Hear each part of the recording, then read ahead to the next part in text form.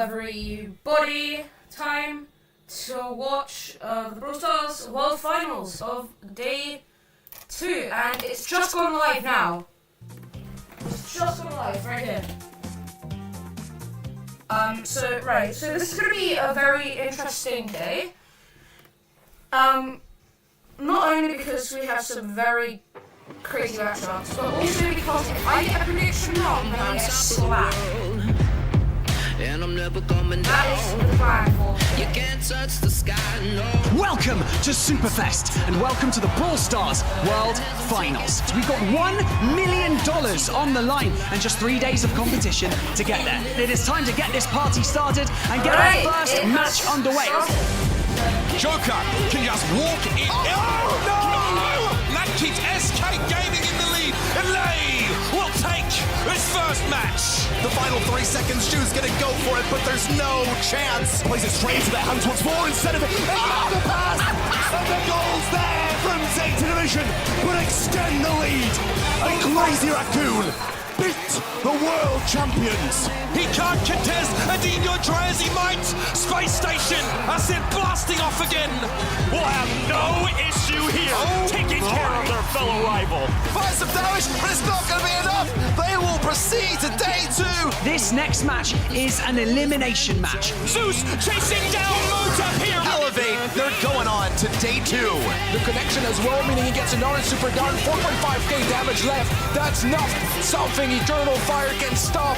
Here's Chino over the top. Unreal. Charles in a 1v2 to try and save them. It's not going to be enough. What a close match. What a day it has been. But tomorrow is where the temperature gets dialed up to 11 because we enter our quarterfinals. And we will be one step closer to crowning our next world champion. We'll see you then.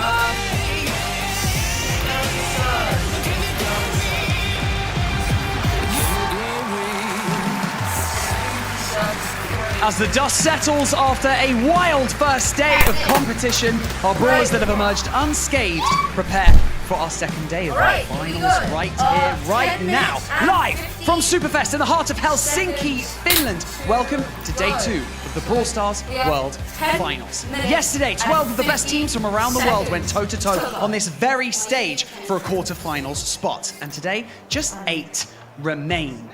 It is going to be an absolutely phenomenal day of Brawl Stars esports, I can assure you. Now, my name is Barney Banks, and I am your host. And remember, we've got $1 million on the line, the Brawl Stars Championship belt. And not only that, but from today, all of our matches are best of 5s. So, with that being said, it is time to send you over to our casters. In the booth, we've got Uber and Kenny. And what a day for it, folks. My goodness. The atmosphere in here, absolutely electric. Standing room only in the arena here live from Brawl Fest in Helsinki. Welcome back to the desk. I'm Mitch Leslie here, joined by Kenneth Barlow III. That's true and real, guaranteed. It's a great sounding name, I'm not going to lie. It is. I tell you what, looking back over yesterday, we whittled 12 teams down to 8, Kenny, and we had banger after banger after banger. Some of the most high-quality games, the highest density of high-quality games we've ever seen in a day of Brawl. And I've got a feeling we're far from done. This crowd was loud and proud as well. It is buzzing here today. It's tough competition, though. We eliminated an entire region yesterday, and today we've got some of EMEA's finest kicking us off. Absolutely. EMEA came into this tournament with 5 seeds, so plenty of representation, and much of that has been kept intact. Let's have a look at our results from yesterday and get you up to speed with an explosive day 1. Here are your groups, and bear in mind, these matches were all best of 3s, so there really weren't too many second chances for teams that were slow to start. Group A saw SK Gaming advance in first place with Elevate in second. We saw Reply Totem having to come through LCQ, Kenny, getting out of Group B in first over Pioneers. And they're one of the few LCQ teams left. They somehow go through the gauntlet, survive, take on SSG, SA's #1, Pioneers #2 in North America, and come out unscathed. On the other end, the Group of Death. Group C, a lot of action went down there. Both of those teams that made it through, Crazy RACCOON, Zeta Division, who we'll see momentarily, are certainly battle-tested. Now, with 4 EMEA teams in the competition, it was almost inevitable that we'd see an inter-regional clash here in the quarterfinals. Here are your matches for today. We've got 4 best of 5 quarterfinals on deck for you. We're starting with an absolute doozy. 2 teams with massive reputations, huge followings, that haven't really played in a game of consequence on the world stage ever. In terms of international level, not a lot to it. I mean, Zeta Division has not really faced off against the players of SK Gaming, but safe to say SK Gaming all have roster members that have come just short of success here at an international level. On the other end, however, they're 2023 world champions. Absolutely, and they mean business here in 2024. Remember, it's the lion's share of $1 million that are... That's his little thing. Japan, right? Teams are competing for here at the Brawl Stars World Finals. $400,000 for first place, trickling down, of course. And all of our competitors today will take a minimum of $40,000. If you get last, you get 20k. Still a lot, though. Yeah. Right. How did most people pick Zeta? SK is going to win. It's because Zeta's So, Hypercharge is up for grabs over the course of this Alright. weekend. Great way to kick off 7 Star minutes, Drops guys. in another game. 7. I think we're going to be pretty split here on the casting desk. I'm curious Oh my gosh, why does it keep pausing on me? That's how the crowd and the viewer audience goes, but I think today's a pretty tough day to predict in general. Looks like starting out Yes. expectedly split. Here's the thing though, Uber. There are 3 of us picking SK Gaming. Only 2 are picking the defending world champions. Yeah, which is, it's fascinating. I mean, they are the defending world champions, but a lot has happened over the course of this year. And Zeta Division and SK have played twice, but only in quarterfinals in monthly finals, and they've both taken 1 each. So in the direct head-to-head, it's pretty hard to get a feel for who should come out on top there. SK had such a great start to the year. Tapered off a little bit, though, and that might be why we have a couple of our members putting Zeta Division first. They did fall, of course, to Crazy Raccoon yesterday, but the APAC teams, when it comes to LAN, they always look like a different beast entirely. That's your preamble done. The stage is set. It's time to get this party started. Let's head down to Banks and let's get serious. Thank you so much, Uber and Kenny, and I know I mentioned it earlier, but I wanted to give you the opportunity to see it up close and personal. This right here is the Brawl Stars Championship belt. What an absolutely epic piece of kit this is. This is what all of our players are trying to fight for and to try and get their hands on, and the closer we get to this belt, the more intense the atmosphere gets in the Superfest arena. But it is about time to meet our first 2 quarter-finalists to make their way to the main stage. Our first team had a narrow loss against Crazy Raccoon in their opening match yesterday, but they are your current world champions. From EMEA, we've got Gero, Meow, and Novi. They are Zeta Division.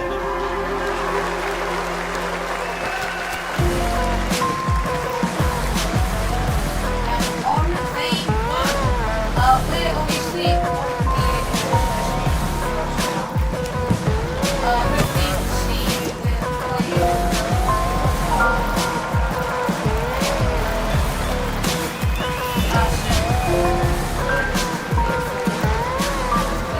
Their opponents had an absolutely fantastic display yesterday's matches because they are coming from the top seed, hailing from EMEA as well. It's Joker, Lenan, and Yoshi, SK Gaming! And in from SK.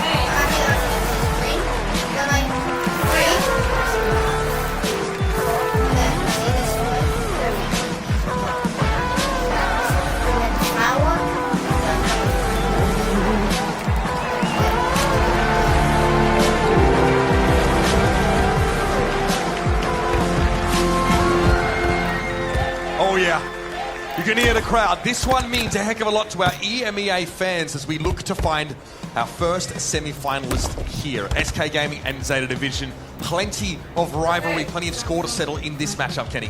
It's going to be intense. I mean, this is number 2 and number 3 of EMEA. The only team above them, Humble, who had a little bit of controversy yesterday. Zeta Division had to battle against Crazy Raccoon, who ended up getting revenge on these 3 fellas. They're a fantastic group of members. They need no introduction. But one that stood out to us at the casting desk yesterday in particular, Meow. What an outstanding performance to get here. Yeah, you'd be forgiven for thinking he was the latest advance in AI technology. This guy is absolutely unshakable. But the banter gets real once Rama gets a hold of his phone. These guys are legit, and yesterday Meow, over the course of that series, was often on Rico duty or really put in a position where he had to be dealing huge amounts of consistent damage over the course of the game. We normally have a brawler picked up for that purpose, someone longer range or more consistent in output. Meow was stellar.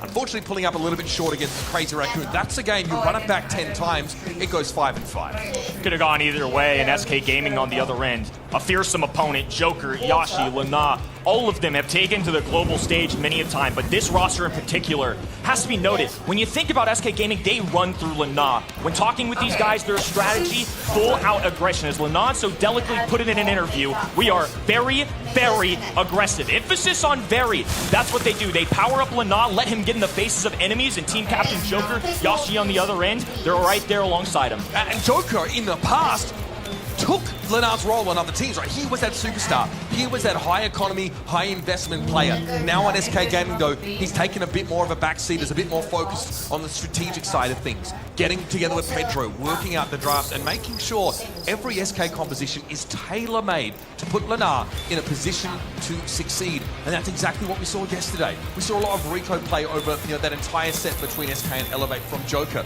Lenar was put on a tank or on a brawler that was high risk, high reward, feast or famine. And if SK Gaming have their way, they'll be eating all day. There's one thing I've learned about this SK Gaming roster. Lenar eats way more than he doesn't. Oftentimes so aggressive. And it's just a hard thing to deal with, especially in a draft setting. You can oftentimes counter out those tanky brawlers. It's not that simple with this guy. You really have to adjust your game plan according to him. Team Captain Joker, also a strong drafter in general. He's a huge part of that dialogue that goes down between the team. It's going to be a tough one to script for Zeta. Lenar's often put in position 3 in terms of the pick and ban. So if SK Gaming are second pick, they get an uncounterable pick for Lenar set up. Either way, they try and make those really impactful picks a little bit later on in the draft to set him up. Zeta Division, though, are extremely consistent. This is a team that doesn't have any glaring flaws. I'd say that maybe while they don't see the highest of highs out of individuals like SK, they really, you never see them hit low lows like some of these less consistent. Alright, guys, I think it's this stability that has paved the way for Zeta Division to be a household name, not only in EMEA, but globally in Brawl Stars. It's been polar opposites, even though they are only 1 seed apart in this region. Both had direct tickets to the World Finals. SK Gaming started off the year hot. 0 sets dropped in that top 8. A Grand Finals win. 0 Grand Finals appearances with the rest of the way. And somehow we're still putting our faith in them. In scrims, in practices, this is a team that I have heard getting a lot of juice from other pro players. Their success rate was really high. And I'm just going to trust in the fact that these guys can deliver on a LAN setting as well. I almost feel like they're due in a sense. Should Zeta Division be the favorites? Yeah, I think they should. They're the defending world champion. They were ahead in seeding. But at the end of the day, these players are way too talented not to finally grab a marquee win for their career. And it doesn't matter what kind of year SK Gaming have had. It really doesn't. When we get to a LAN like this, we always believe there's a chance. But you at home at event.brawlstars.com feel like this is Zeta Division's game to lose. In fairness, we're pretty split on the caster desk as well. We're headed to knockout first. It'll be out in the open. A map where you really got to think about taking brawlers that can operate over water. Taking sharpshooters. Pearl will be pretty hotly contested, but that's been banned straight away for SK Gaming. They don't want to deal with that brawler who often offers a deterministic situation late in the game. And yesterday's #1 most picked brawler is going to be the first selection overall. However, 33% win rate. And one thing to keep in mind too in terms of the brawler pool, only 3 sets of maps, but everybody kind of secure in that. Now that we have those settled maps, we kind of know exactly how teams are feeling in terms of the draft. Gus's success rate not high, but he was played a whole lot. And the question is, are SK Gaming, even on a knockout map, are they angling for a Kenji pick, potentially? We've often seen Gus paired with these high-risk brawlers to try and make a play with that shield, but Angelo feels like a must-have on this map. He can operate on the left-hand side, of course, being able to cross that water, has extremely high burst damage and high mobility to boot. I thought Angelo was going to be the first overall pick, considering he was a top 3 ban yesterday. And granted, we did have a lot of knockout, a lot of bounty yesterday. But it's clear that pro players really value him for this game mode. And especially on out in the open, like you alluded to, you need that mobility, the extra space to get around that indestructible wall. Huge difference maker. So Centerpiece Brawler picked up here for Zeta Division. Now they can start thinking about how they kill the rest of this out. Meg comes in here with a reduction to her maximum range on her primary fire. Recently, she doesn't cover the map quite as easily and will need to play a bit more aggressive in a side lane on a lot of maps. But here, when push comes to shove, Meg having a second life virtually after getting knocked out of the mech, being able to potentially fall back, recover, get back in the mech, means that she's quite difficult to deal with in knockout. At a professional level, this is going to be her best game mode for that exact reason. You got to deal with her twice, and when you only get 3 lives, having a 4th, if you will, is a big difference maker. Lola making an appearance here. This is going to be an attempt at shredding through this Meg. They need high DPS to bring Meg down to just a measly pea shooter with a tiny pistol. And of course, Angelo, as a sharpshooter with only 1 projectile, not going to do too well into the extra spawner that Lola brings with that super. This used to be a really common pick for Chaos when he was on this SK Gaming roster. Saw it all the time. Obviously, Lola's damage output increases drastically when she has an ego on the field, and she could use Free Flame, for example, to turn that ego into a piece of shielding. And there it is, the Kenji pick. They kind of telegraphed it with a Gust take at the start. We might expect to see Lenar on that brawler. Can SK Gaming, with this composition, run it down? They're going to put their faith, and I'm sure, in Lenard's hands for that. This is the aggressive flair that SK Gaming bring to the table. I don't know if Zeta Division are going to match it. Not oftentimes you're going to see an identical kind of strategy here. These two teams, a little bit different in that front. But it's going to come down to 5 seconds here in a tough decision at that. This is a huge tone setter. Right, both these teams know each other quite well, even though they only played each other a few times. This is the biggest moment of the year for both of them. Daryl going to be where they put their faith. Okay, Daryl, of course, has the potential to be highly disruptive. We've actually seen him used to counter Frank on a lot of Brawl Ball maps because he can interrupt that super. That little knock-up makes a big difference to any super that's channeled or there's a wind-up associated with them. But that's not really what SK Gaming are working with. Daryl, though, very solid when it comes to all in between him and Meg. You've got a lot of health available. And ladies and gentlemen, it's time. An EMEA clash. SK Gaming versus Zeta Division in this first quarterfinal. And the crowd already lighting up. The SK chants have begun. Lenar diving in early. It's tank on tank here on the top left-hand side. Middle of the map. Sharpshooter Angelo landing a few tags. Meow being rendered down to just 1,600 HP. He's got to take a break. Yoshi already has Gotta respect this Kenji. The fact that Lenar, he has a passive that allows him to heal for damage done. It's a rarity in Brawl Stars. Not even Mortis has something like that. I guess he sort of simulates it with his ultimate, but either way, it is pretty scary once that Kenji can get in. Here's the slash EV, now goes low, Joker trying to pressure, but now he's going to be able to catch Lenar out and just walk away. Perfect timing there from Navi. You have to go in when Kenji lands. That's when he's at his most prime position to target. Now this fog's starting to roll on in. Garo, right-hand side, looking for an angle. Meow on the left. Just drops down to a pistol here, but roll available for Daryl up top. It's a matter of time until Garo starts hitting these shots, especially with the gas encroaching. It's dangerous. Novi just walks up on him. SK Gaming cannot afford to lose their Kenji off the bat like that again. Gonna be a reset here. Daryl now on the left-hand side. Lenar once again diving in. This is going to be one roll. Looking for a second here. The bounce off the wall. It's a bank shot. A dive in as well. This time, disaster for SK Gaming. Early lead as Meow looks to bring him down. Game 1 going to Zeta Division. You remember how we talked about stability? We're seeing the other end of the spectrum here in SK Gaming. In the past, they've been known to be a little streaky. And that was a bit of a stinker from them to start off this quarterfinal. The series in the BSC top 8, 1-1 apiece from these two. 3-1 Zeta one time, and the other 3-2 SK. We know this is going to be tough. SK Gaming at their peak, though, I do think can keep up with the previous world champions. So low again, already has to use one charge of that gadget. And all of SK Gaming are forced away. So far, this Kenji pick has been utterly countered by Novi. All right. We're now hoping for the arc of that slash to maybe catch onto the Daryl, reveal him at the very least here, but this is oppressive now for Zeta Division. Kenny, they've taken full map control. Lenar is on the outside looking in. So much pressure being applied by Zeta Division.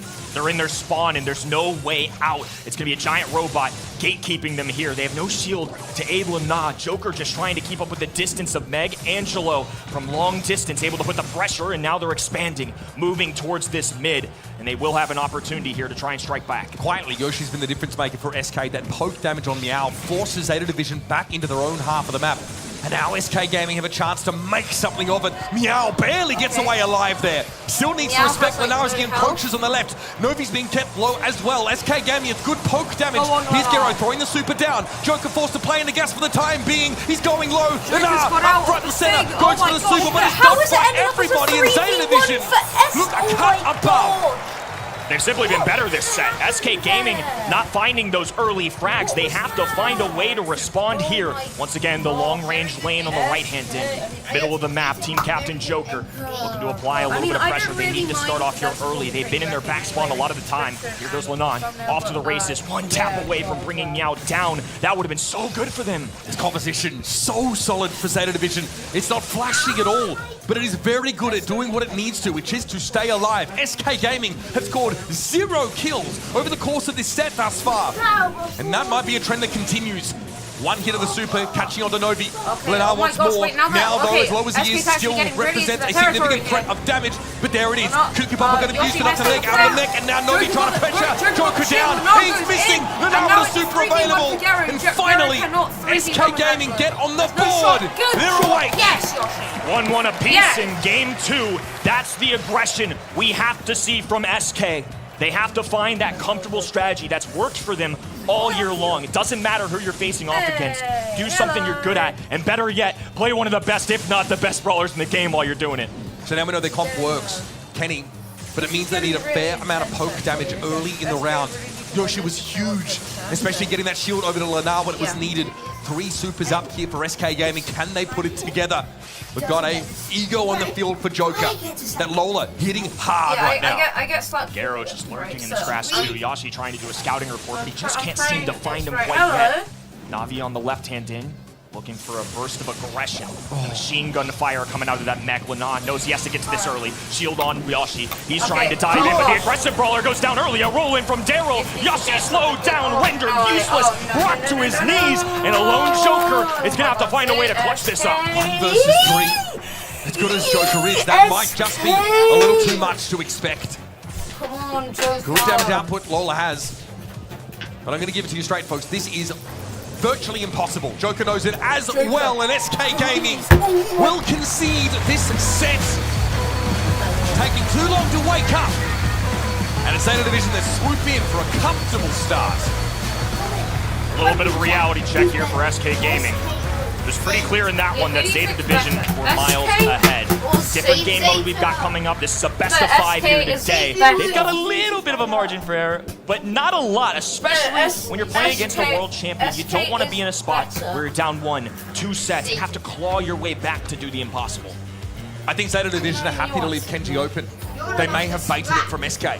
Feeling like they had contingency, feeling like they had a composition that could handle it, and they have demonstrated that.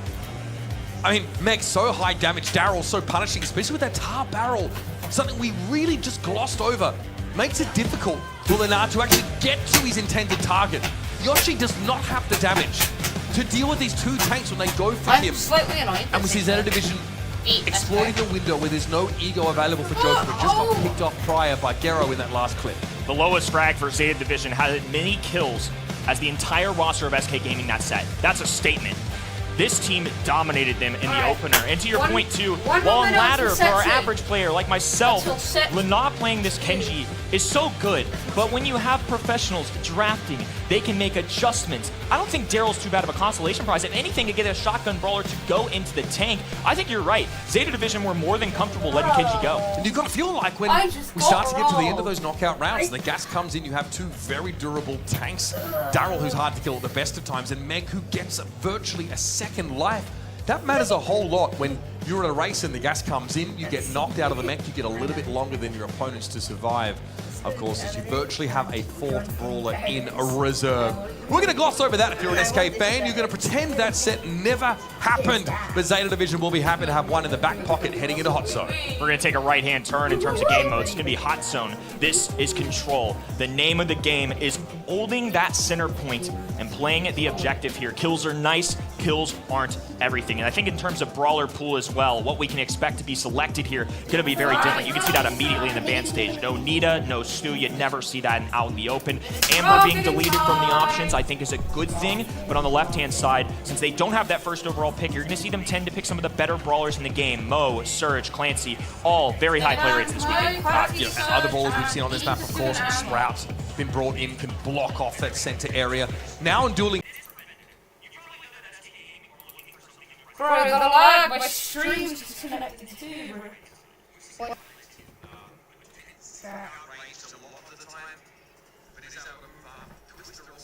This would be 5 seconds. Oh, Kenji! There's Kenji, Kenji. 5 seconds delayed, but it's like, oh, my phone's... Lou for SK, Yoshi on the Lou, and Joker on the Kenji. What is... What? He's gonna pick, and I can play it. Cut maps yesterday. Might even have been Luminosity that attempted Really? really picked up here. Okay. This is fun. Obviously, Lily has the ability to enter the same Shadow Realm that Cordelius sends people to and pop up, use it to reposition behind opponents. Also has a super that represents a gap close and damage nuke. She is someone you do not want to get at your loot. That gadget is just absolutely insane. If any brawler in the game has that gadget, they're immediately meta viable. That's just part of it. And once she's in your face, she's going to be really aggressive. Obviously, Lily's had a lot of tweaks here and there, but at professional level, you'll see her come out every once in a while. So now they've got their aggressive option. This is going to be how they sneak in. I love this Larry Laurie pick. This draft is nuts. He was a top 5 banned brawler yesterday, and I feel like he's a sneaky one. People forget about him, but because of that indestructible wall, Blue's not going to be able to get to him. Kenji's going to have to get some creepy peek shots, kind of sneak around. It's going to take a lot to get up to him, and on top of that, of all the throwers, he is the most able, because of Laurie on his side, to help out against people like that, because he's got 2 options to shoot at one guy. You might want to try and outrange Larry and Laurie with a thrower of your own. That, for SK Gaming, could be an option. Cordelia's picked up instead, so we have such an interesting interaction here between both of these, I guess, what do we call them? Enchanted Forest Brawlers. They both make use of the Shadow Realm as a separate area in the game. Cordelius might be intended here to specifically shut the Lily down. This is such an interesting dynamic because, like you said, we don't too often at a casual or even professional level get to see multiple brawlers go to the underworld. This is a little bit crazy. Larry Laurie makes this interesting. A lot of differences in terms of draft opinion, but SK Gaming, it's time to wake up, folks. Zeta Division looking to continue their world streak. That's been time to wake up, Kenny. But hey, getting started now wouldn't be the worst. Gero's already got himself into the back line there with Yoshi absolutely flattened by Meow there. Joker really has nowhere to go. He's able to get Gero as a consolation, but Lenar less focused on capturing this area, more on trying to run down the rest of Zeta Division. He's found himself 2, but Novi was able to spend a decent amount of time on the point itself. Gero wants Yoshi, and again, the loot is down. Lenar can't even fight against this Lily. The Joker ready with a super, a perfect connection as well, but he can't get anything on that hut zone while underneath, so I think Gero can be happy to take this trade. Yoshi now right-hand side, and once again, Lenar's hunting. Navi very close to him. Larry grouped up with him. He's going for the double tag. Has a super available. Not going to use it yet. Joker still at the ready and now has a hypercharge. A dive in. Slice and dice for Kenji. And Joker's going to tie this up. Here's the problem for the thrower on this map. You actually can't contest the point as Meow. You need a teammate to be there. And you can support them with your longer range damage. Joker eventually falls, but Yoshi dancing amongst the snowflakes here, having thrown a super down, getting SK Gaming into the lead. Here comes Lenar, a little bit low, but plenty of targets to choose from now. It's another Laurie that has to be dealt with. Meow is a little bit low. Joker with a jump, dodges the shot, stunned up to the right-hand side, and Novi's got his hands full, pulled now into the Shadow Realm. Perfect tech by Larry Laurie, perfect super from Joker. This is the best of both of these teams right now. 70% roughly apiece as Yoshi is back in the fray. Lenar on the prowl, left-hand side. Gero even gonna be dueling. Here comes a double tag. Meow gets connected with once. Some snow cones tagging him up as well, but it's still Zeta by a narrow margin. Oh, we see Lenar trying to go to the top side, catches out Meow. Now SK Gaming are catching up. They're in the lead. Joker able to get a super onto Gero, basically rendering the Lily useless for the time being. 94% and counting. Joker and Yoshi stacked up. Here comes Zeta Division, but it's too little. Too little. Now we have a game. Neck and neck here. SK Nation getting loud. This stadium erupting after SK finally claim a game. Zeta Division right there with them. This is more of what I expected to see. Such an interesting interaction between the Lily and the Cordelius. Gero into the Shadow Realm already. Yoshi has to be aware of it. Actually steps forward away from his safe bush, preempting the Lily's foray into enemy territory. Lenar should have Meow dead to right. CS/Emi doesn't connect though. Gero forces Joker to jump away, but Yoshi's been on the point. Gadget used there to get some extra percentage, and SK Gaming are in good shape. Lenar's a problem. He's in the back line. The cat amongst the pigeons. Novi gonna go down as well. Meow finally silences the Kenji. They needed that one desperately. SK Gaming's entire roster falls. They've got Ice Cream covering the map, though. Yoshi grabs a kill. Lenar already back in action. Now forced to flank aggressively. Ideally, he'd be in position to try and deal with the other side. Joker with a jump in. It's a trade. Nails down. Lenar can't trade this either. Lily was underneath, and now Zeta Division respond. Great Gale Force there from Novi. Very timely. Stunning out both of those SK Gaming brawlers. Joker has his hyper up. Gero can't really go anywhere from that corner, so Lenar takes an easy elimination. Here comes Joker, jump over, gets Novi into the Shadow Realm, and it's all SK Gaming all the way. Now with a healthy lead. 20% and counting. Gero with a super up, but who's to say target? It's a hypercharge here for Yoshi. A super will stun them instantly, and it's a carnage sight in the spawn of Zeta Division. SK way ahead. Gero, the last man standing, holding on to a super and a glimmer of HP. Yoshi holding down the fort in the mid. Joker, impeccable defense here, and they're climbing almost to 100. Indestructible is down to Joker here. A few more percentage points will do the trick. A dice in from Lana, and SK Gaming tie things up. And a bit of energy there from the young prodigy. Joker gets the crowd hype. The draft for SK Gaming, they knew exactly what they wanted here on Dueling Beetles. Picked up the Kenji instantly. Took the Lu for that map control, and the Cordelius to answer the assassin threat of Lily. Played out to perfection. Joker knows he's got a home field advantage here too. You can see him hyping up that crowd. Get them loud when you've got home court advantage. I know this is EMEA all around, but SK fans, Totem fans, there's a few of these big organizations in Brawl that have just made it count a little bit more. Anything you can give these guys, any small advantage makes a difference, especially in games like this first one, when it came down to just a mere few percentage points. And it's the kind of game where Lenar looks like the flashy one, right? The engine room is Joker. This Cordelius, so effective, and not only countering Gero out, but also being a very solid assassin in his own right. This was even overkill at this point. Yoshi using a hypercharged super in Zeta Division spawn. The fact that SK Gaming had the wherewithal to be able to make a play like that means they were feeling confident and comfortable. This was an unorthodox draft as well, and to your point, 427 DPS from Joker, team captain, with a 10-piece. That's a really weird draft, too. I feel like the fact that he handled that so well, it felt like those gadget timings were on point. He was taking down Gale, which is huge, because if he takes down Gale, he frees up who? Lana, the guy they want in the faces of these enemies. If Lana can focus on the squishy Larry and Lori, which is what we saw in those two games, they're playing that strategy to perfection. That's a nightmare game for Meow. He has nothing to do, really. He knows that there's no one on his team that can really stop the Kenji. Yes, if the Lily can get a 1 versus 1, then maybe. But there was no way Joker was allowing that to happen. Marking Gero all across the map. It's one apiece in this series now as SK Gaming have truly come alive with a crowd like that behind them. Who knows where this stops? Early game jitters are out of the way. And now we're on to Pinball Dreams, a little brawl ball action here, a fan favorite from the folks at home. And I think a team like SK Gaming that love these tanky brawlers are so flashy for this game mode. These bans are pretty similar to what we've seen in the past. Zeta Division defense, Larry and Laurie, they really want to get rid of it. Also, the Nita band away. They get first pick this draft, though, when they take the Kenji. SK Gaming, known Kenji abusers, they'd have to have a way to play around it here. Kenji, the most banned brawler yesterday for a reason. We've already seen him twice today. Every time he has escaped the ban stage, he has been picked pretty early on. Makes a lot of sense, too. I mean, he's healing, he does damage. It plays a lot into what you want to see as a brawler. In Rico, I think a really good response. Rico is a fantastic brawler in this meta. That hypercharge does so much damage. Yeah, it's another Joker brawler picked up there, no doubt about it. Gale as well coming in. Again, we saw him struggle to have great impact against the Kenji on Dueling Beetles just now. But it's a different map and it's also a different context. Gale being able to stun multiple people with super when they're on the back foot, when they're playing defensively inside their own goals, can basically guarantee a goal for your team. It's probably a Yoshi pick here, so once more SK are hiding the Lenar brawler. Ooh, and a little bit of Stu coming in, the stuntman on the stage. I like this. I think it's a really dynamic pick.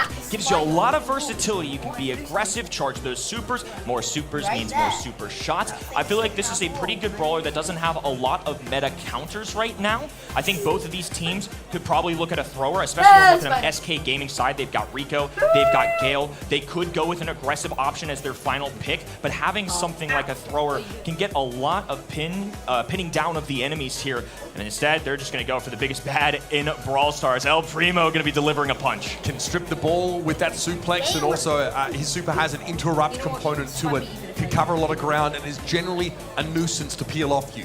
One thing's for sure, this Gale is going to have plenty to do on Pinball Dreams. As, he's going to be trying to push back Meow, Gero, and Noe respectively. This is a very aggressive, a very all-in composition for Zeta Division. And at this point, SK can't be thinking about how to counter the Stu because there are 3 brawlers that warrant counters in and of themselves, and Colette is going to round out this composition for SK. I was going to say, you have to deal with the plethora of health points on this other side. And I was trying to rack my brain of what brawlers do you select. Colette, the tank counter of tank counters, is perfect here. I think it actually makes a lot of sense. They could even go with something like Push It for a defensive mechanism. I actually don't mind this at all. I think this is going to be a pretty solid pick. I like Push It a lot. It's going to combine, of course, with Lenar's Super Gale Force in being able to stave off these aggressive brawlers. So it's Zeta Division with the aggressive comp. SK Gaming want to be on defense here. Let's see how it plays out in our 3rd set. This is a big set as well. Whoever takes it's going to have a lead and be on 1 set away from making it to day number 3 of the World Finals. Lana starting off on the right-hand side. The normally aggressive brawler is able to handle the other side, but narrowly. Yoshi already has a supercharged up Joker, a menace on this brawler as well. SK positioning themselves here very early. There's the Gale Force from Yoshi, and Novi has nothing to do. Gero here as well takes a ton of poke damage, and in comes Meow with the elbow of justice. How are they going to get rid of this El Primo? Pure damage, says Joker, and I've got plenty of it. Joker meets him in the middle with a lot of shots to the face.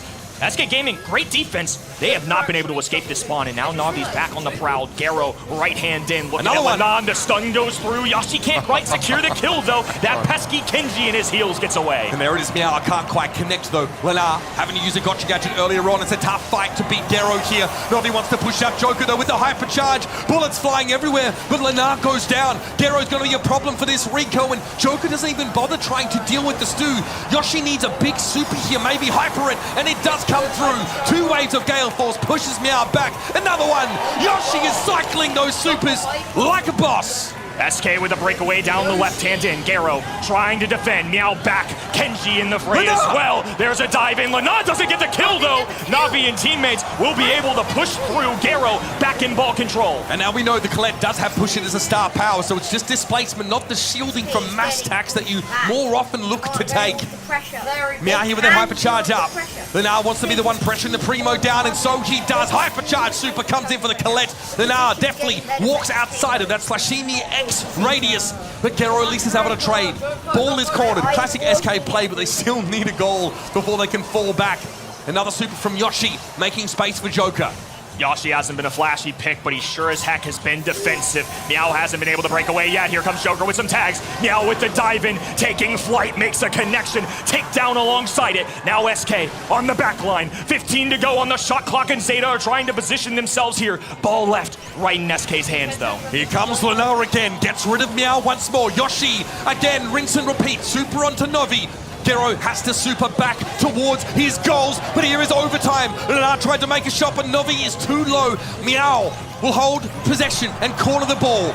Little preemptive fire there from Lana. Tried to time it just right, but 2 bodies were standing in his path alongside the goal. Now it's been cornered towards this top left side. A skate away, a dodge. Lana goes down. Yoshi making a push here. A tag onto Meow, stuns him out of the ball, but a breakaway opportunity for Zeta Division. The red roster with a chance here. Lana back off spawn though. Joker under pressure. Lets the super go. Can't dodge. Ball! Novi ends it in overtime. What a first round. That was only game number 1, Uber. Everybody take a deep breath. We are in for a roller coaster ride here. 2 EMEA Titans trying to show why they deserve to take this big stage, why they deserve a day number 3, and now they're battling at their best for a set 3. SK need to pivot off their map control. Once they get position, they need to convert into a goal. That was their biggest problem in the previous round. Zeta just kept coming back off spawn, relentless, and eventually overwhelmed them. Joker gonna slow down a little bit. Looks for these tags, goes in the mid. Lana popping a gadget, a perfect dodge out of Navi there. Now Lana looking at him again. The slice and the dice. It's 1 goes down. 386 HP, and Lana's running for the hills. He has to corner this ball. That's a terrible matchup for Lana. He does not want to be spending this round fighting Navi.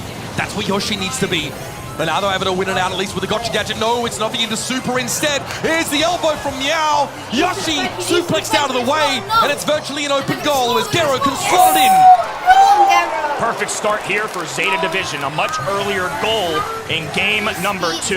But SK Gaming not wavering here. A lot of belief in this stadium for their fellows here in blue. Zeta surrounding this ball, but an early pickup here from SK Gaming. Now's the time to push. Yoshi, another super. Novi just blown to smithereens. Gero down. This is SK's time. They now have to turn this into a goal. Mamiao's in the way. Suplexes Yoshi out of possession of the ball. We see a twister thrown up in front of goal, but SK cannot get possession again. Lana, low, Meow will duck back to pick it up, and Joku is in trouble. Joker in trouble and missed a huge super there. He survives. They only get away with 1 kill. Yoshi thrown over the shoulders of Meow. They had an opportunity. They have to capitalize here. This is another takedown. Zeta once again on their back heels, and Lana is cooking with a hypercharge. Gero's in no hurry right now. Zeta Division have that 1 goal lead. Here's the super from Kenji. Yoshi waits it out.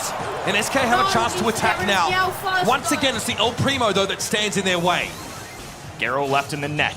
Navi off the respawn. Meow taking his time. Lots of hypercharges available. A lot of util that they can click at a moment's notice. And the big playmaker on the other end now has to play defense. Lenan with the first one. Bounce shots connecting to Meow. Gero skates.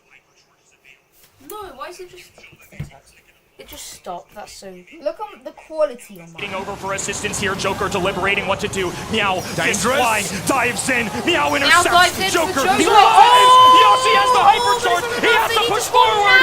13 on the clock. 10 Yoshi, seconds. open net. It's a goal, yes! Yoshi We're scored! going overtime. Wouldn't have it any other way. Zeta Division Why did you on the call precipice of winning the set now. Have to do it in extra innings. Here comes Gero, supering forward. Yoshi with a hypercharge just for the base stats, apparently. Novi in his fate, goes for a super. Lenar taken down, and Gero out in front. Will seal the deal. Zeta Division, take Brawl Ball. Advantage Zeta Division here. A heated rivalry between 2 of EMEA's finest.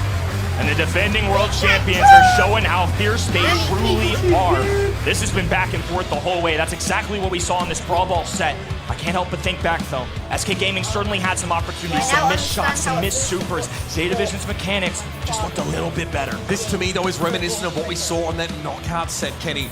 Zeta Division favor these higher healthful brawlers and eventually hit a critical mass where they overwhelm SK Gaming, who again, are playing pretty flashy comps, right? We'd love the Rico, the Gale, the Colette even picked here. But it felt like a very reactionary move from SK to bring the Colette to answer some of these big health pulls. And in fairness, it looked good. Lenar looked really, really good here. But once he burnt through those gadgets, it got a little bit too much. And look at the damage differential. This is the difference that is made by bringing in these hefty tanks. And I've got to say, Novi, on that Kenji, doing well to secure positive matchups after spending so long getting Gale forced into boxes over and over again. That's part of Brawl Stars. Sometimes health points are enough, even though there was so much damage being applied by this SK Gaming roster. The defense, great.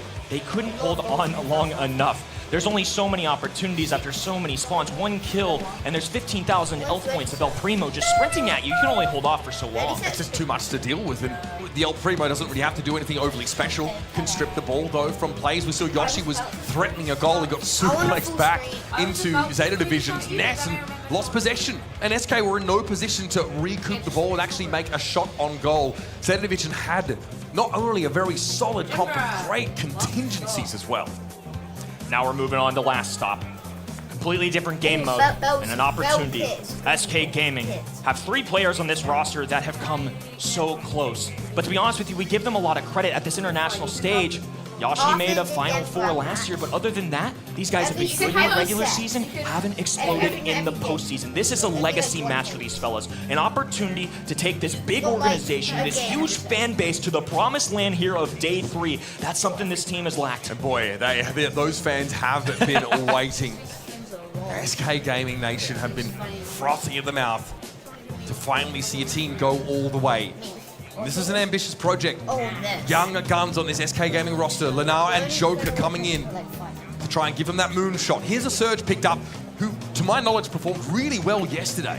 Yeah, 71.4% win rate, tied for the 4th most plays. I'll take that all day long. Yeah! Last stop here, too. I think a big part of him as well, the unpredictability of that hypercharge, when it's guaranteed to land some shots to explode, so much damage can be applied. And this is also just a great answer into any aggression. If you want to get aggressive, Surge is going to shadow that brawler. Get those free tags so they can get to that tier 2, tier 3, and heck, that tier 4 stage is unbelievable.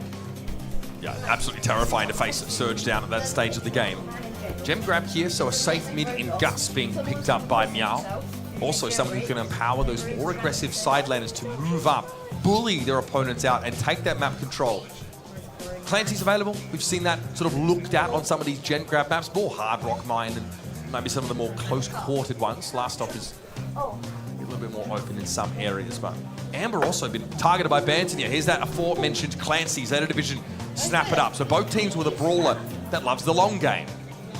And both these brawlers, top 5 selections yesterday. This has been concrete parts of our meta. They're constantly going to be making appearances here. Gus, his play rate wasn't great, but this is a whole new map and mode. We'll see how it goes. I'm mixed emotions just because I do It's really... like a 30% win rate, right? Yeah, it's 1/3 of the time yesterday that he won, and obviously the game mode's different, the map pool different, but I think the sentiment still remains the same.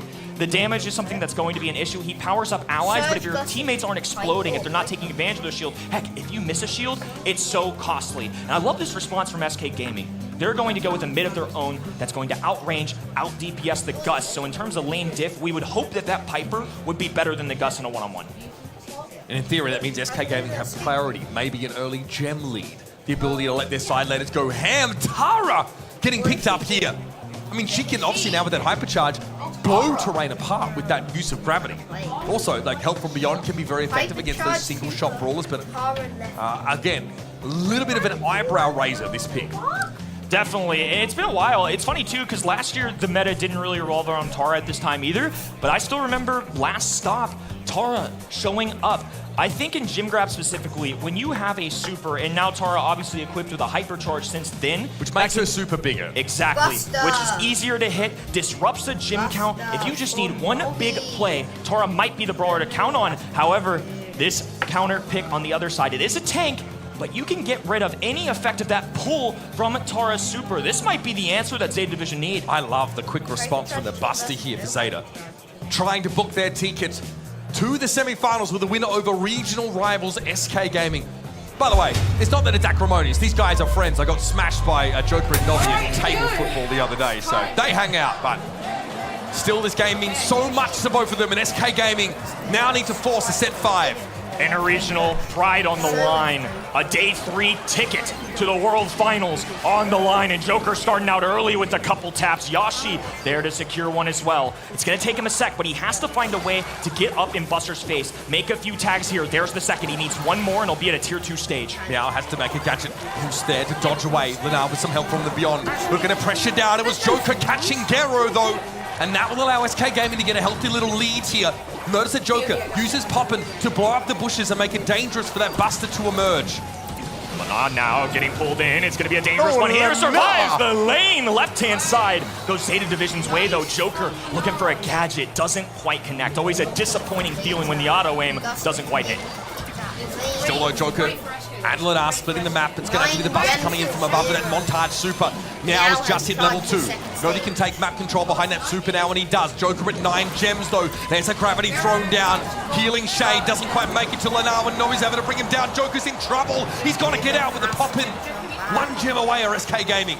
And now they've gotten all their bushes revealed. Joker has to be super careful. Meow still hasn't made it to a tier 3, but if he does, this gets dangerous. Navi with a super, and now Linar falls once again. Yashi under pressure. Joker can't make a move, and SK Gaming are just left away. That's the hype, but that's a big hit on Meow. Should let Linar into these bushes to pressure the Clancy. Meow just dodging one of those shots. Yoshi, not the one you want to fight the Buster apparently. And Joker's still sitting on 9 gems. Now is in danger. Meow got away with one there. Was able to hide. His gem count increasing by the second. They haven't found a way to deal with the right or the left lane. Yoshi diving in. He has to make a move. There's one. Hypercharge madness going down. Meow low HP. He narrowly dodges the counter.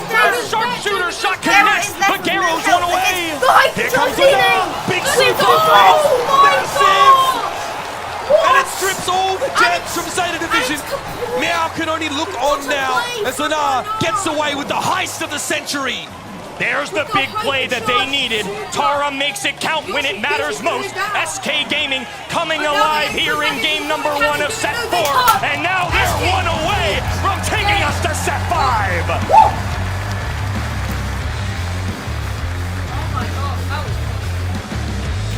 The last pick, Tara, with the playmaking potential. It's a hypercharged super from Lenar, dropped down and 9 gems spilled. What a comeback for SK. One big play is all you need in this game mode. They were outclassed in the second half of game number 1, but if they get a good one here, that's all it takes. That's the X factor Tara brings. And now Joker back in position and already with an early gym count here. Now getting aggressive despite only being rank 1 there, Kenny. Yoshi goes in, now be able to use that instant replay to draw him in. That's going to be a gravity from Lenar. A lot of loose gems here. Joker back in position with a kooky popper is going to force him off that line. Yoshi a wide open right-hand side lane. Garo backed up, pressure being applied from Lenar. Albi trying to move forward, and there's the perfect pull that they needed. Joker forced away and barely survives. Still though, 3 gems to SK Gaming's name. They are in this. Still level 1 though is Yoshi. Get to really get rolling. Holding onto that super now to try and use it to close the gap, but that's a torrent from Meow that vaporizes him. Lenar still holding on to this hypercharge. Some extra catches. He's not quite sure where these guys are. A little bit of scouting before done. Does his due diligence. Now he's sneaking up with the backhand line. Joker gets one. There's the pull, but he can't get it fully. Garo down. Yoshi moving in now. And gems being collected for SK. They are a narrow lead. But now Novi is carrying the gems. Can he be nearly as aggressive while he is the player that has the win condition in hand? Yoshi wants to come forward at level 3. He's looking scary, but Novi has super available. Hypercharge for Joker.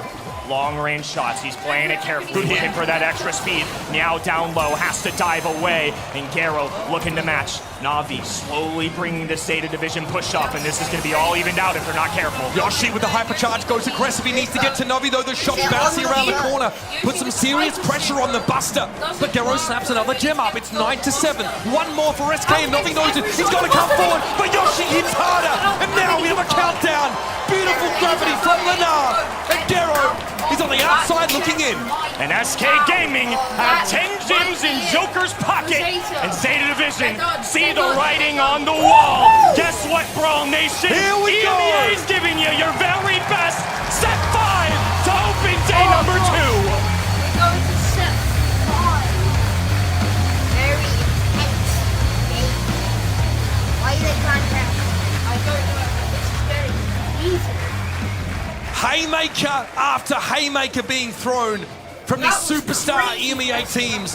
Let's have a look back over this gem grab set, which really felt like it was decided for some huge Tara supers, and Yoshi finally getting involved in that last round to close it out.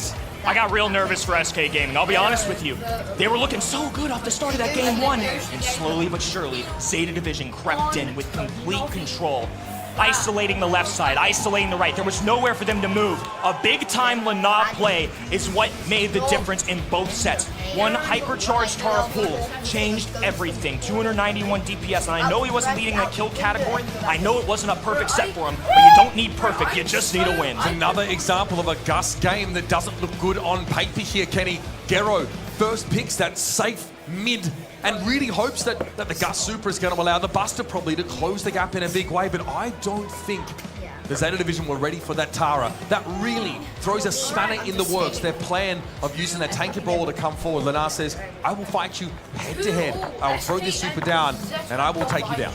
The surprise attack factor, especially on a map like that where it's 2 very narrow, skinny lanes that are covered in grass. If you get one launch of that pull, changes everything. He's the X factor. They play around this guy, and that's exactly what they did in the set number 4. When your season is on the line, when there's no more room for error, you count on your star player. It's crazy to think that this is the same SK Gaming we saw come out in that first set and look pretty lifeless. Now, though, they are brimming with vitality. Now, we have a decider set. Couldn't ask for a better game here as we head to Shooting Star. This for our one's tiebreaker. This one's gonna be special. Bounty, where we're going to. And yesterday we got to see this map. Gus is certainly in the equation here. Byron, Bell, fun fact, second most picked brawler yesterday. Obviously a lot of knockout and a lot of bounty in that mix. So I wouldn't be surprised if we saw her here today. 10 plays, 60% win rate. At a professional level, you'll take that all day. I mean, the next pick is just too good, Kenny. So important to catch out enemy brawlers and give yourself at least 2 stars upon that elimination. Very, very hotly contested. Angelo going to be taken away first here for SK Gaming. A great pick to start the draft with.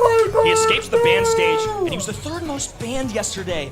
I'm curious if this was very intentional. I'm seeing 2 throwers there, so Zeta Division definitely have something in mind, right? You don't throw out a Sprout and a Tick, 2 pretty overall on meta brawlers. They're occasionally picked here, but I think it's because they want to make a certain brawler shine. Laurie? And I'm curious who that is. Yeah, maybe they want that leftover thrower, or maybe they just want a better matchup for themselves. They know something deep down. This had to be very intentional, though. Yeah, again, I mean, both can outrange Larry and Laurie. The Tick's a problem for Larry in general.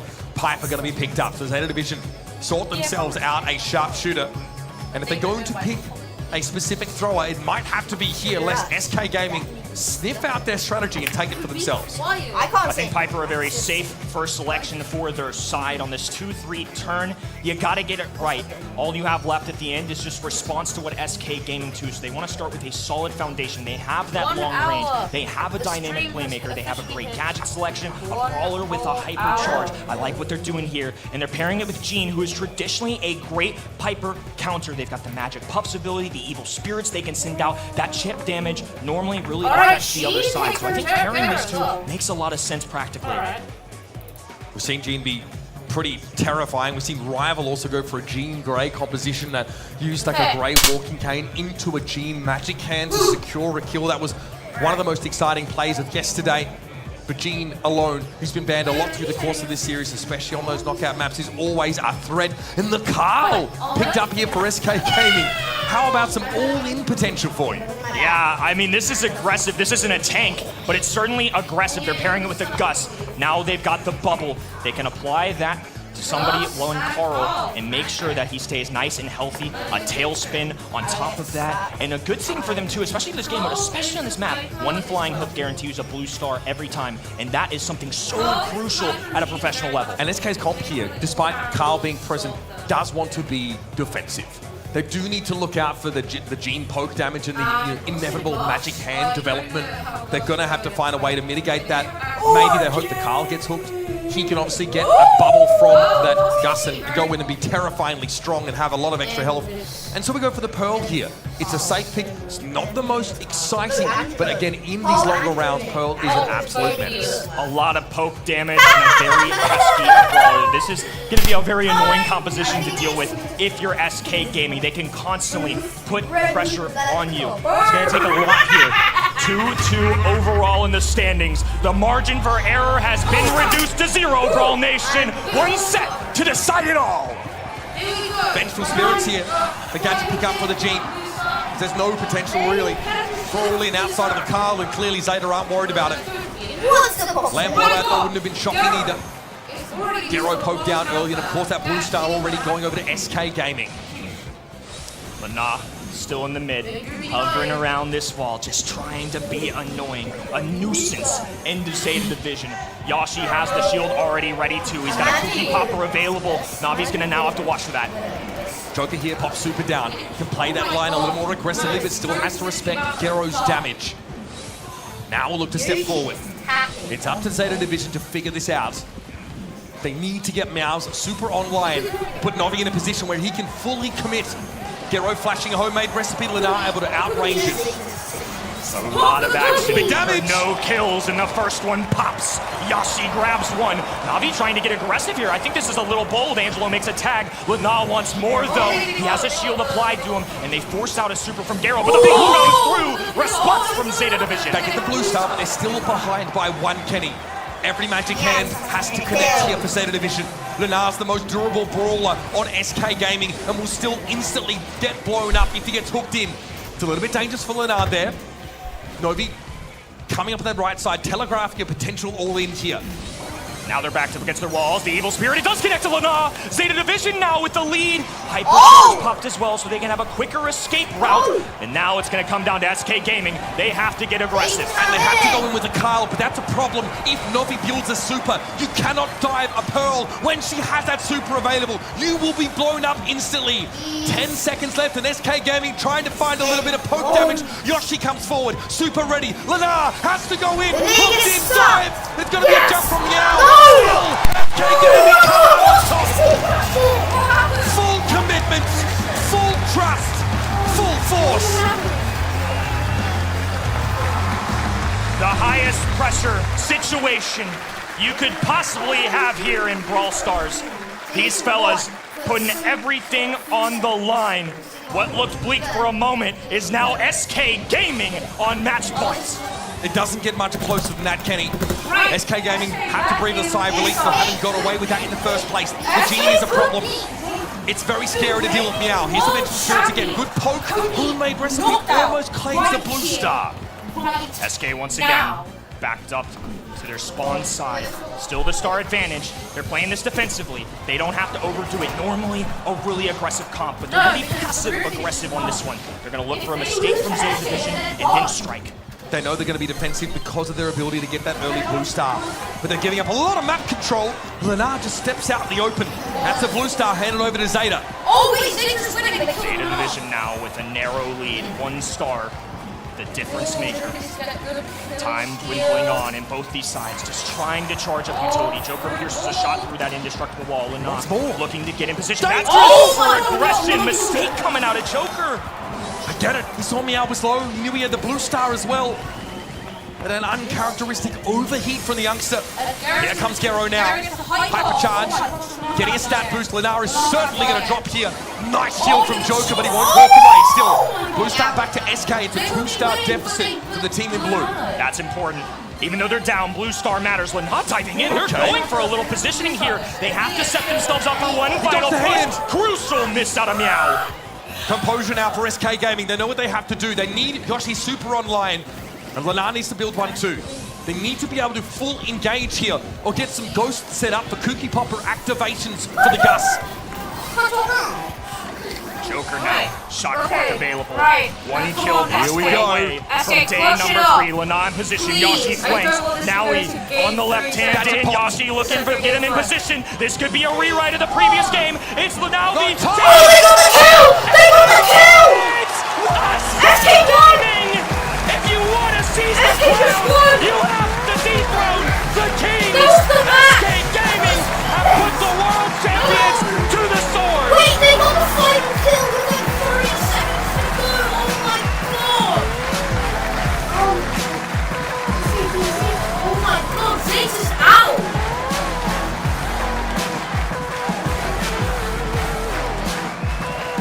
Zeta is out. In a moment that defies belief, SK Gaming turn a 2-star deficit into a 1-star lead, and that, folks, is all they need to send last year's world champions home. What a miraculous final game there. Back-to-back games. Look at this. Came down to the final seconds. Lana low HP. He dies with 2 seconds left. And 1 single shot from Joker changes the entire game. This game number 2, a repeat. Lana once again in position. Yoshi with the flank and Joker with a big time shot here. And Lana scoops up the rest. The kill count actually favoring Zeta Division's side. That is tragic. And that's how the cookie crumbles. Zeta Division just having a couple of extra stars to be taken from them. In those final moments, Gero consistently great damage over the course of Bounty. But we saw both rounds come down to the very dying seconds. And for a team like SK to be able to orchestrate a comeback of that magnitude within such a small window, that's special. I don't have to get You don't see that every day. In fact, we rarely ever see that at all. This World Finals has just been unbelievable. Yesterday, best of 3, as it felt like we were going toe-to-toe on this stage with every single team The 2 seed, the 3 seed, throw it out the window. When you get to this level, every team is just fighting for their lives to the point where a world champion goes down in our quarterfinals. MVP for the people at home, the man that revolves around SK Gaming's entire plan, Lana. Had a big job playing the Carl on bouncy means that he had to be the one ultimately to choose to decide when to go in. We talked about the win condition. Make sure Yoshi can give him a shield. Send Lana in. And it's the classic Swiss guy go-kill strategy for SK Gaming that pays off in the very end. But none of that would work without Joker in the background, pulling the strings, the mastermind here for SK Gaming. That was a set that ought to be studied. And I'll give you something else for homework, folks. Let's check our bracket and see how things stand as of the end of our first quarterfinal. SK Gaming advanced to take on the winner of Humble and Pioneers, making it to the semi-finals.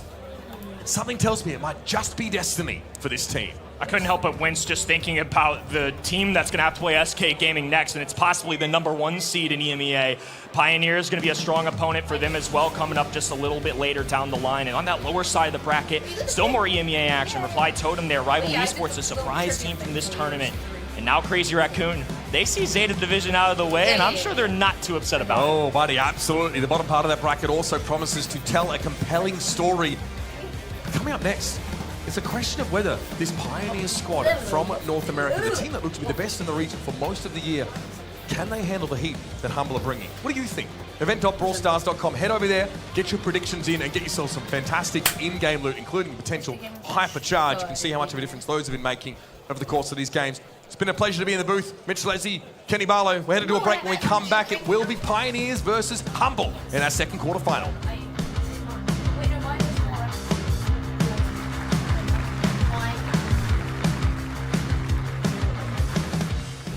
The 2024 Brawl Stars World Finals are brought to you by ESL, Monster Energy, and DHL. Because I remember mine, like, when I first picked it up. Once upon a brawl, a new evil emerged.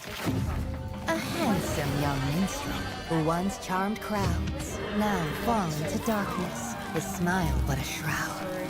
A mischievous feline, known for his cute paws, now a master thief, unlocking chests and doors.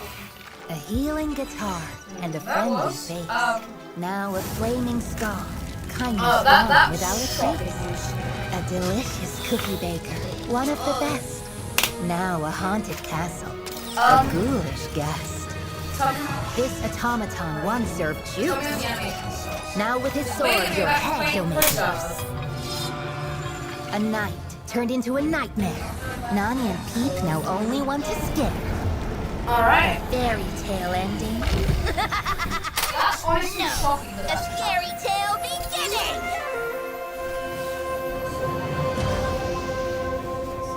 People often ask, how can I do become a world championship winner? What must I do to get Abs of Steel and Fist of Fury? The answer? Gimnasio Primo! You will learn to summon strength, summon asteroids, and serve a spicy jalapeno knuckle sandwich to even the strongest of brawlers. Fight with a quake in your heart. It will not be easy, but as El Primo once said, no pain, no gain, no glory. Gimnasia. It's showtime.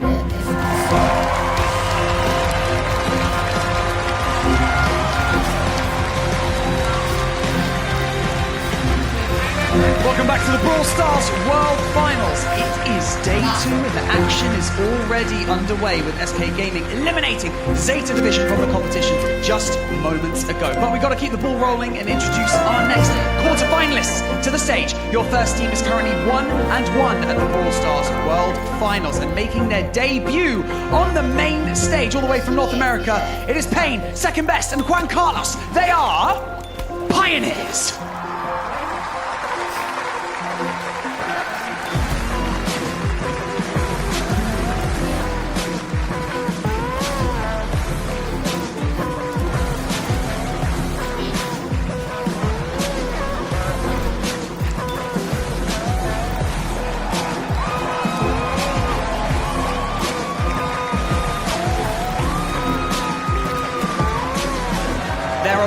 continue to surprise the masses on the main stage, absolutely dominating yesterday. It is Semantic, Lukey, and Boss. They are humble.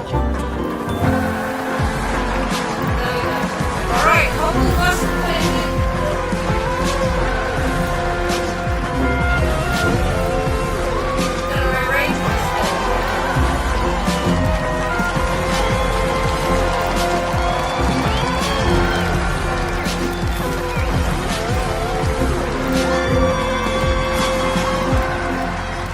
Back to the Brawl Stars Championship World Finals. What a day it has been so far, Trav. The Brits are back on the desk. We've almost lost our voices from watching that last matchup. Honestly, that was some of the best gameplay we've seen in a while in the Brawl Stars Championship, and no better place than that, the Brawl Stars World Finals. Absolutely crazy. Well, we're going to gear up our next matchup. Let's touch first and foremost on Pioneers. A great run for them this year, Travis. It's got to be said, 2 Grand Finals wins, 2 Grand Finals appearances, 2 for 2 for them. And for Flying Carlos for Payne for second best, a very, very important day. I mean, second best looked kind of fresh out of bed there, coming in his pyjama bottoms as well, walking onto the stage. Honestly, he's been wearing these all week. I don't know if he's always chronically in bed or what, but you know, he loves his long-range brawlers, and I think that reflects in the Piper. What a player he's genuinely been all year long. It really has, and it's been great to watch Second develop along the years, and he's certainly earned his place on the world stage. Fantastic to see him now being able to find his place, and certainly though, must be said, Humble are going to be a fierce opposition. They are the #1 seed in the EMEA region. And we've just seen how well EMEA can do on the world stage as well. We've got 4 of the 5 teams through to day 2 as well. And this team tops all of them as far as the regular season goes. Semantic, Lukey, and Boss being the Humble roster. Got to mention as well, Lukey, what a fantastic year it's been for him. Someone that I've really felt was a shining star last year. Came just shy at the LCQ, but certainly this year has been flying, absolutely flying. And you know, it's hard to even recall the fact that it's his first World Finals appearance. I mean, for someone in that position, you know, you've got to give him a lot of credit for how he's been handling himself as Semantic. This is his 4th World Finals. The Boss, this is his 2nd. So in that regard, less experience, but that boy can play. Yeah, I mean, how much expectations he had behind him as well, coming into 2023 and 2024 when he turned freshly 16. He's really been living up to those month after month after month. He's been playing so well, and Humble being one of the most consistent teams in the world. And that's kind of the complete opposite, I feel, for Pioneers. Pretty much everybody lining up with Humble here, all 5 of us on the casting decks, and also the viewers at home as well. I can understand it. It makes a lot of sense for sure, but you know, I've got to say as well, like Semantic being like on the Humble squad is the most experienced of that squad. Before this World Finals, had only won 8 sets in World Finals. I mean, the 4 that they won yesterday made it 12 in total. That's the 3rd of his entire career of sets won in World Finals. So certainly had to break that curse, and that's brought him to where they are today. For Humble, this is a huge test for them. Pioneers and the North American region, for me, have been just excelling this year to all new heights. And I'm looking forward to seeing what they bring today. See, the thing is, I think this is consistency from EMEA versus the complete opposite from North America. Pioneers obviously coming in as the #2 seed from NA. First month, they get knocked out first. Second month, they win. Third month, they go back to being knocked out again. And then the next month, they win once more, kind of ending somewhere in the middle in July, 3rd to 4th as well. So it's been a very back and forward year for them. And on the world stage, you need the complete opposite. You need to always be focused. You need to always be bringing your best. And I just hope that's going to be what Humble are doing, Pioneers are doing today, sorry. And it was funny because Semantic, you know, just hopped into the dressing room before going on the stage and stuff and was chatting to me about how consistent they've been all year long, and that is absolutely true. They've just got the 1 Grand Final wins out of the 4 Grand Finals appearances. So my reservation there was simply that, well, you know, you are and have been so consistent, but you've got to start to tie up those little loose ends along the way, and we're now on the world stage. You've got to secure those end 5th sets. Yeah, don't get me wrong, 2nd in 3 monthly finals. I'd be pretty happy with that going all year long. But nobody wants to finish 2nd in the Brawl Stars World Finals. You want the top prize. You want the bragging rights and also that beautiful belt behind us on the stage as well. We're going to be starting things off then in Bridge Too Far. Humble versus Pioneers. We're kicking things off in Heist, and a pretty overwhelming prediction from the public going Humble's way. 71%. We were all united here on the talent side also, putting a lot of faith, it must be said, in the side of Humble, but we can't forget the fact that Pioneers have just been so fearful on the battlefield. They look really, really good, in my opinion. For Heist then, Bridge Too Far, and a draft coming in the bands, being the Piper, the Mo, and the Kenji on the side of Humble. The Pioneers, the Lola, the Chuck, and the Melody. definitely a nice thing to see the Melody taken out of the mix there. The Mo also, and the Kenji, I think for good reason. A first pick of Angelo. I hate this brawler on this map. It's just a nightmare to deal with. So the fact that that has slipped through is definitely a worrisome thing, followed up by the Amber of Pioneers, which we saw a little bit yesterday on this very place, but it just didn't really kind of bring in the goods. I'm so glad you expanded on hating Angelo, because I was like, what do you mean you hate Angelo? He's probably one of the best brawlers on the map. But yeah, it is extremely annoying. That, however, is not something I would have expected to see on a bridge too far. Kit, what is he thinking? NA, bro, NA. I mean, it's really quite a worrisome thing looking at the Kit, especially on a mode like Heist. It's definitely, you know, not what I would expect to see, but something which could spiral out of control with the right combinations, and they could be thinking Frank. That's all I'm saying. It's definitely one of those brawlers which comes up a lot in North America. That is definitely a boss brawler if I ever saw one.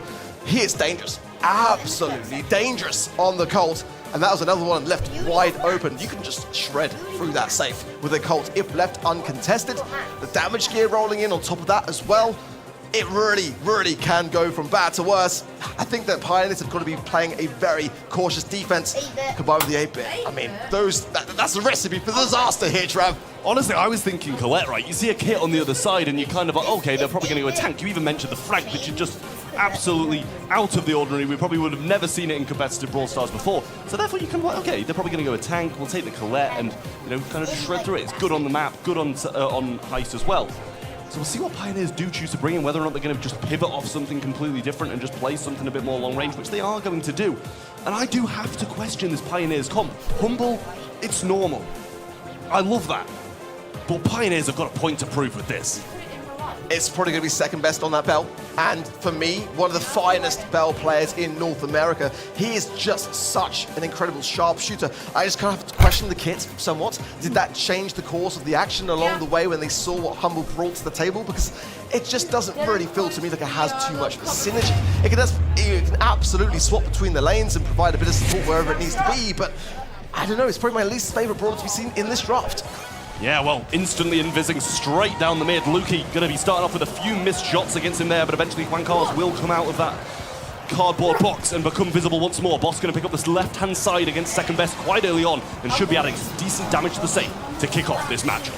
Halo as well as Juan Carlos, and immediately Humble have got a huge advantage as a three-man squad pushing through the mid, just second best now as the only Pioneers player still alive.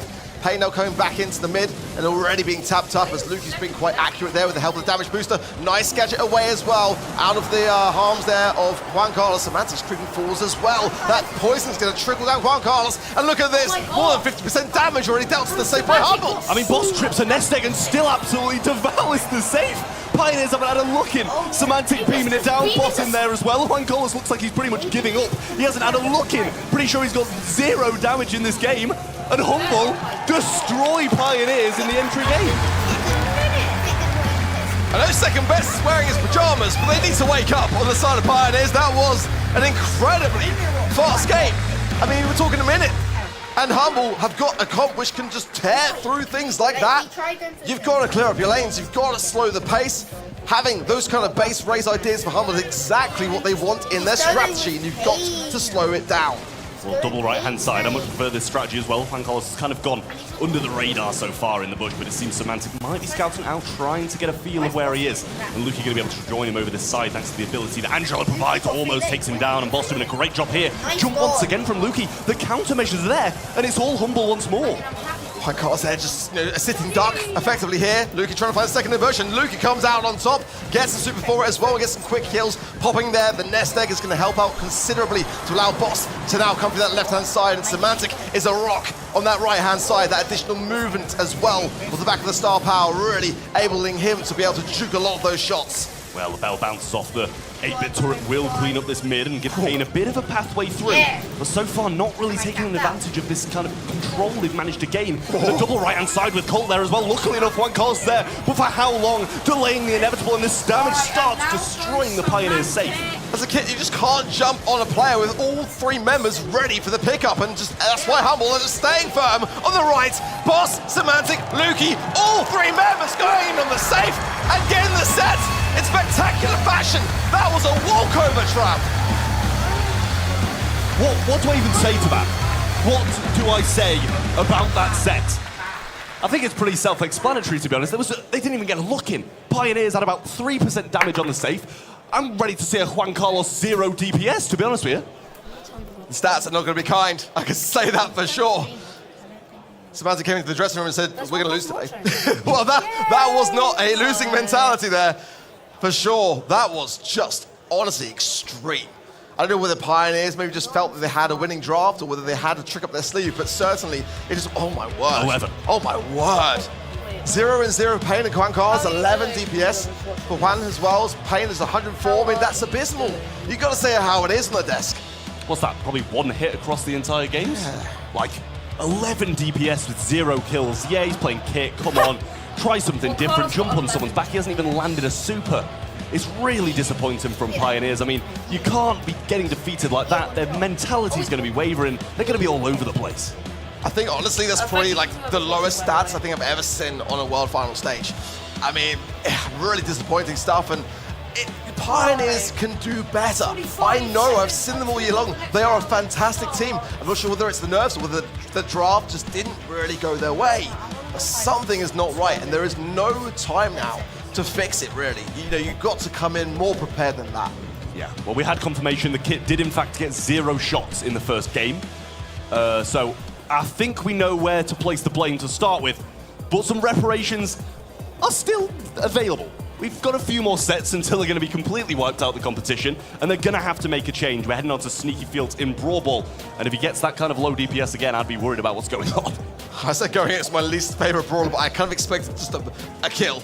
Just one, maybe, would be nice. Wow, Sneaky Fields, the draft and the bans already in. The Max, the Frank, and the Sandy for Humble.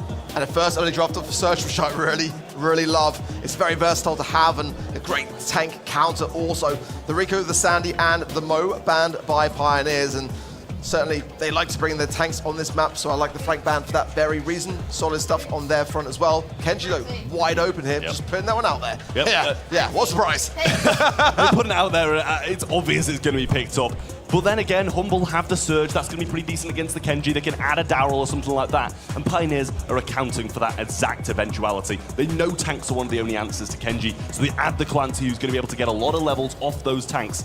You just got to question now whether or not Humble are just going to run these tanks directly into it and take them head on. Such a free Gale map for me, honestly, going into that Kenji. And the Clancy was a nice pairing, to be fair, on the side of Pioneers, but certainly Brawl Balls, we know. I mean, the amount of utility that Gale brings to the table, the twister on the ball to really just get you out of a really sticky situation, as well as locking down some of these lane sides, exactly that. I mean, it makes perfect sense. I think Humble are reading this one like a book. Yeah, you're reading it like a book as well. Today, you're on fire today, Ark, with these graphics. Is that a compliment from you? Honestly, holy! And that shows how impressed I am. That shows how impressed I am. Rare to get a compliment on me, especially you. It's a special occasion for sure. It really is. Got to bring them out for the World Finals. Humble have their last pick now, then 15 seconds to select something. And honestly, I wouldn't mind just tripling down with the tank counters or taking a tank of their own. The Daryl being able to add on, the 2 rolls, but they're going to go with the Stu. The ability to just use that mobility, get away from the Kenji. I love what Humble have got here.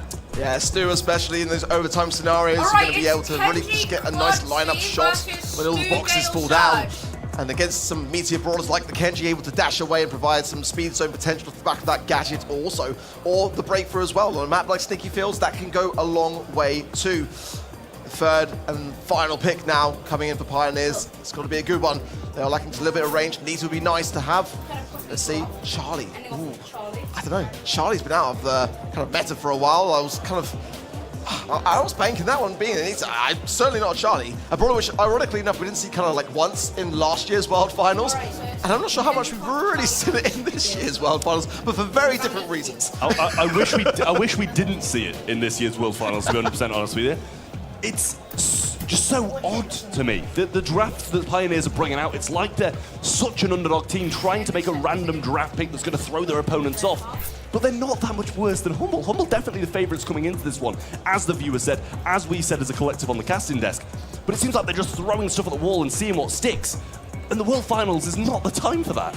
Yeah, absolutely agree. Semantic there, sending some love, looking very confident in himself. Gotta say a big shout out to the boss as well. He's honestly. looking good. He's looking great, isn't he? He's putting a lot of work in, and also when you look through his kind of history, he's had it rough in the years going by. 2022 in Paris, getting reverse swept by STMN, not making last year's World Finals, and then coming back this year and coming back as strong as he has. I think that we don't sing his praises nearly enough because he is that kind of person that keeps himself a little bit in the background, a very quiet but very well-mannered individual, and it's just great to see him bring out some of those really aggressive brawlers this year, tapping with those Colt picks and those long-range brawlers, and just a very aggressive and all-rounded player. Yeah, well, we're going to see if Pioneers are going to be able to even out the score and bring it back to 1-1. A very disappointing initial set from them against this Humble roster who seemed to be walking over them, just completely dominant here in the first set on a bridge too far. And by the looks of the draft, I would not be surprised if that exact same thing happens again. Pioneers need to change their strategy. They need to change what they're doing here, or they're going to be going home early in day 2. Well, I think Payne's got some hand warmers there. So maybe that's the strat, If the thumbs aren't warmed up, just get the whole hands going, I guess. But as we go in now, certainly this is a set that Pioneers can maybe not afford to lose.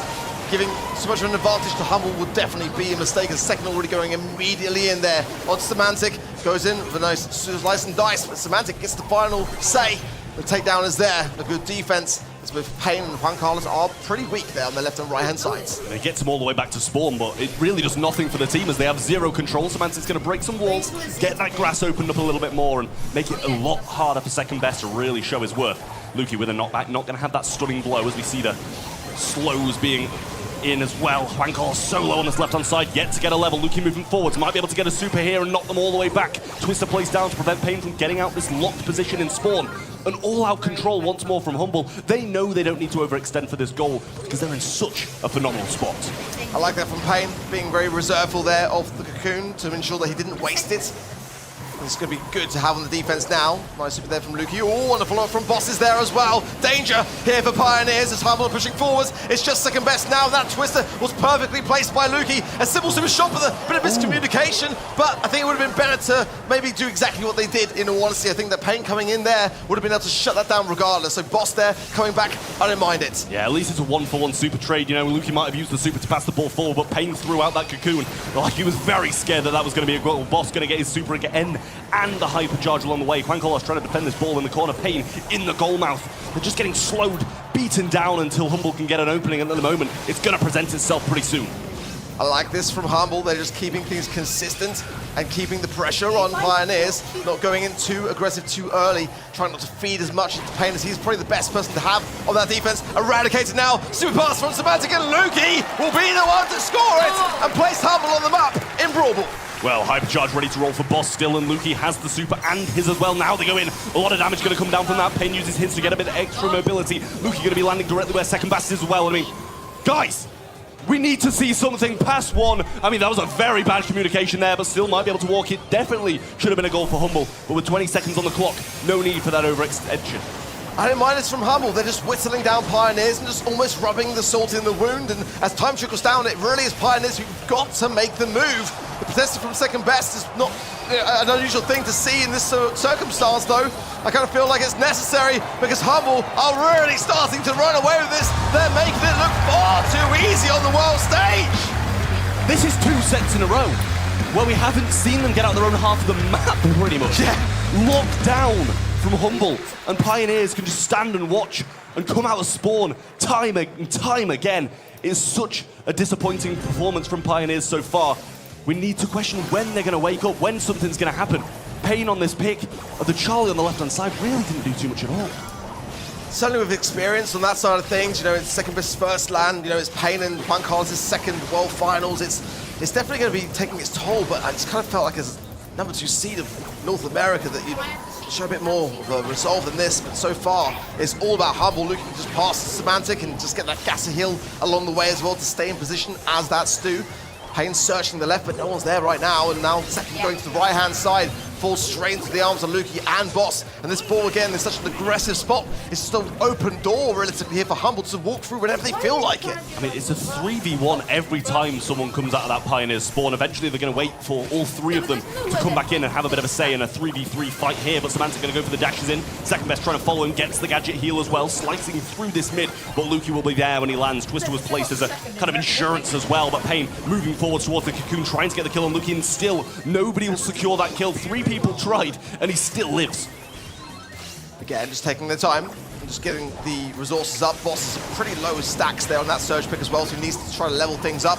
Pancalas just inching towards the ball there, not going to pick it just yet. Pops a gadget as well, but has got to connect the shots to be able to get his stacks higher. And now Lukey goes straight in, sees the opportunity, hypercharge there, slams second to the wall, and should be able to walk it in. Humble do it and get another goal. I mean, they're not taking risks. They're just waiting until all 3 members of Pioneers are dead and taking the free goal every single time. Second best trying to make a move down this right-hand side now. Getting towards Lukey. Eventually, we're starting to see something from Pioneers here. Second best goes for the dash, baits out Boss. Had the super, but no opening as Boss covers the goal entry. Payne 1 shot and he's going to fall as well. 40 seconds on the clock, and what hope do Pioneers have? It's probably the best opportunity that we've seen from Pioneers all day long so far. And at the moment, Humble have got all the control with 30 seconds left on the clock as well. As Boss there pops a nice hypercharge, really just keeping everything in check. And Humble just going to keep that ball in that pocket. Why wouldn't they? It's Pioneers, they've got to make the move, and they just keep stumbling down. Every attempt to even leave the goal face is doomed. Shots from Boss follow up, and second best trying to make a break for it. Gadget and hypercharge comes in from Pain, but it's still nothing. No kills coming in from Pioneers. Humble on lockdown, and now 1 set away from the semi-finals of World Finals in 2024.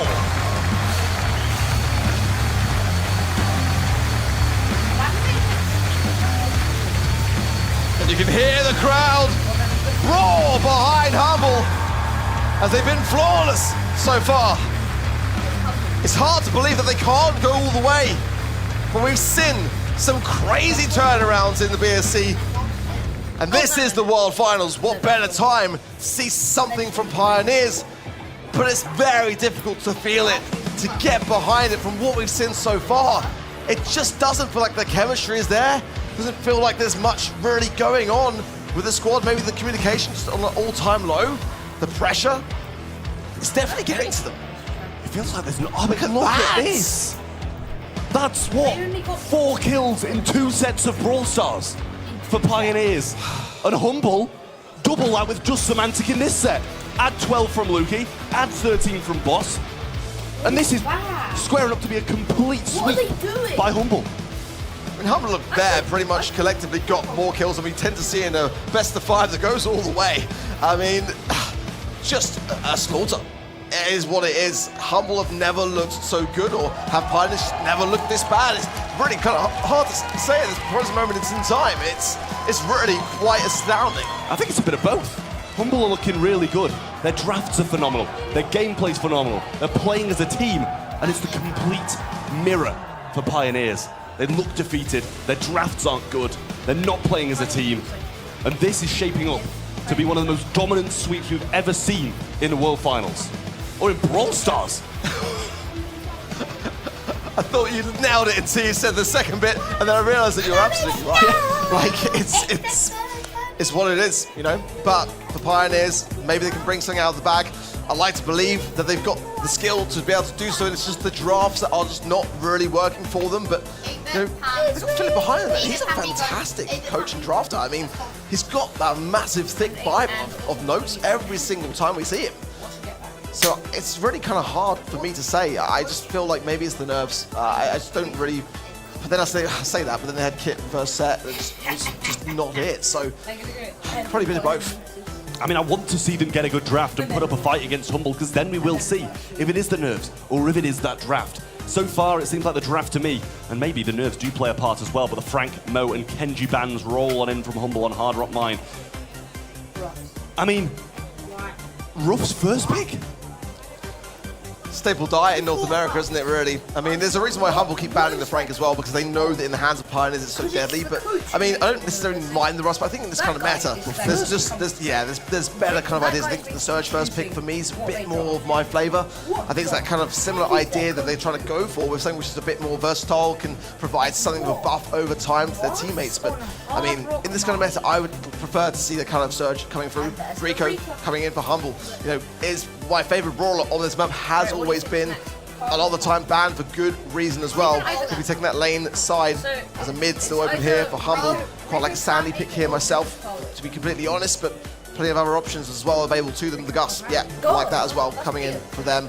Good range, and we know what that shield can do, and it leaves a third and final pick open to something potentially tanky to combine with that Gus shield. I mean, one of the best lanes picked up by Humble, and possibly the best mid now picked up after Pipe has been banned, after Penny's been banned. It kind of leaves a bit of a gaping hole in the mid, and that's something that Gus can fill pretty flawlessly.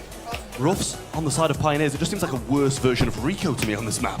That's all I can say about it. They do have this second pick, and they will follow it with a third shortly after that. They need a mid still, but they're going to go with the Darryl. I don't mind that. They've got the aggression. It's something that North America really do so well. Play these tanks. We saw second best player over on the B stream yesterday, and that man was playing brilliantly on the Darryl. But there's so much work to do left for Pioneers. I wouldn't be surprised to see a battle mid here for a second, to be completely honest, and have that Ruffs and Darryl go on the side lanes on the aggressive, get a bit of wall break potential as well along the way, but certainly Pioneers need to go back to their winning ways. Get that aggression rolling in from Juan Carlos, get that control coming in from the mid, and that gem carry that Second's been so consistently doing, and every mode has been very good all year long. Gene for that mid, I don't mind that necessarily either. I was kind of thinking it along the way. They've got to have that support network there when that magic hand comes in. So if the Darryl and the Ruffs are too busy on their side lanes, they're not going to be there for that. So they've got to be cautious. That vision gear, though, for sure, going to come in very handy with that Gene. Third and final here for Humble. So they can go in really quite heavy on the tanks. For me, can't see maybe that big tank counter, but it's still so strong into non-tank brawlers. Just a bit of a risk to get it up to that max stack level, but once you have, you can just run over your opposition with a Clancy. Yeah, it seems like we're probably going to have quite a lot of lane swaps here on Hard Rock Mine. Pioneers' best draft yet. And what a time to be able to pull this out of the bag. They need 3 in a row to be able to turn this back on Humble and make it to the semi-finals, but only one set stands between Humble and victory. No one wants to see a sweep on the world stage. Not on day 2 of the Brawl Stars World Finals. And in we go. The pressure certainly mounting for Pioneers. But as you said, Trav, a draft is our favourite so far here from them today. Let's see what they can make of it. Lukey already taking an affirming role in the mid. Oh my gosh. 3 gems to his name. Good. Cookie popper there onto Payne as well. Really keeps him low for longer. 4 gems now. Sandbags from Juan Carlos already shredded very quickly by Boss. Semantic is already stacking up things and just eradicates the Darryl of there. Juan Carlos on the right hand side. I mean, look how close he is to level 3 already. He's getting shots. He's getting so many shots against the Darryl, and they're not even attempting to swap because Darryl can have a pretty poor matchup no matter which side he goes. Break coming in on the left-hand side from Juan Carlos, and Payne yet to see the light of day in terms of the gem spawner. Now we eventually see this rotation over to the left-hand side from second best, but he meets Gus and Rico on that side. A shield being provided to Boss now as well. Ready to fight off. And already 8 gems for Lukey, and KCP about to pick up their first. Humble have had a great opportunity in the mid to keep this control going as well. Semantic already getting some good value off the Darryl, was now second, rolling in, finds there the nice little supply drop along the way and gets down Boss. This is the kind of thing we need to see more of here from Pioneers, but the gems are not being gathered in the mid.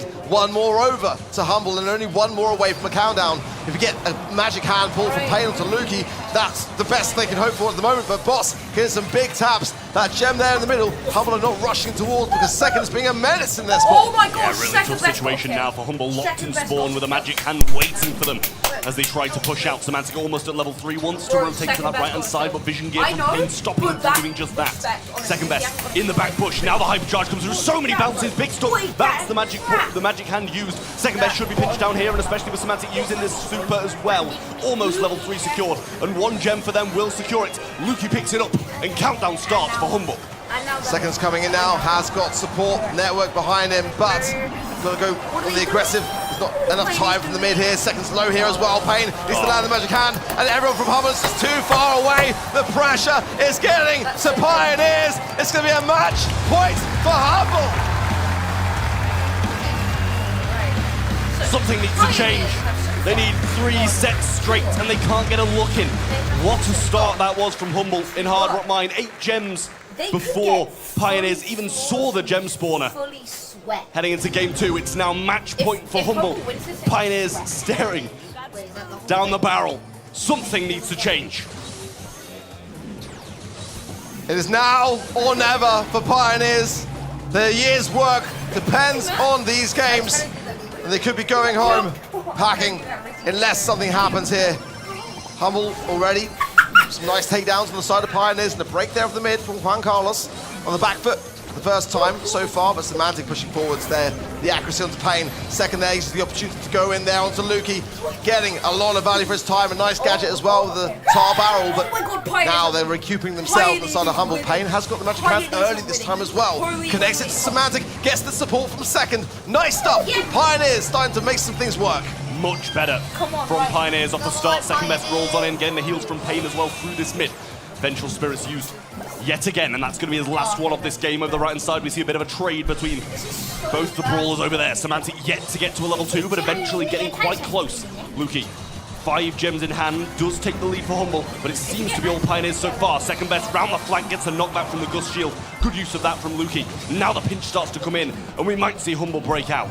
The second's been feeding really quite heavily into Semantic. Now the high of a charge from Payne connects to Lukey, and Juan Carlos is there. The chance with Pioneers, but a nice reset there from Semantic.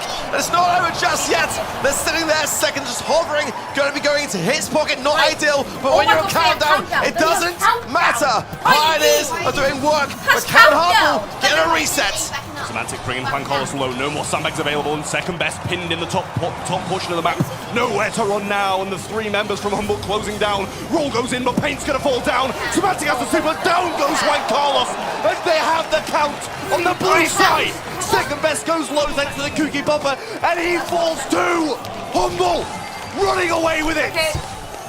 7 seconds remain, and for Pioneers it could be all over. There's a magic hand, but the HP is not going to be there. It doesn't connect, and the shield is perfect from Lukey, and Humble proceed to the semi-finals.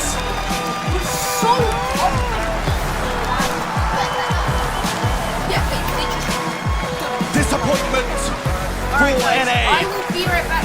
But an all EMEA semi-finals is lined up for tomorrow as Humble decimate.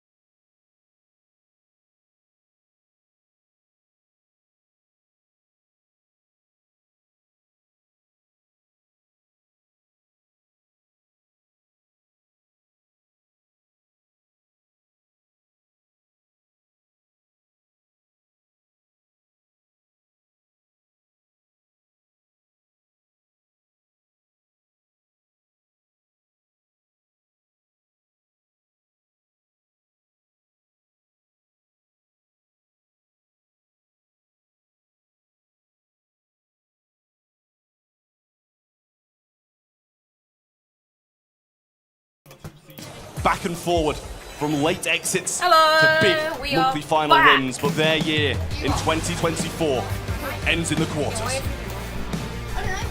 The scariest part for me is that I don't really feel like Humble felt tested at all. I feel like, Pioneers could have been given everything they had and it would still have looked the same.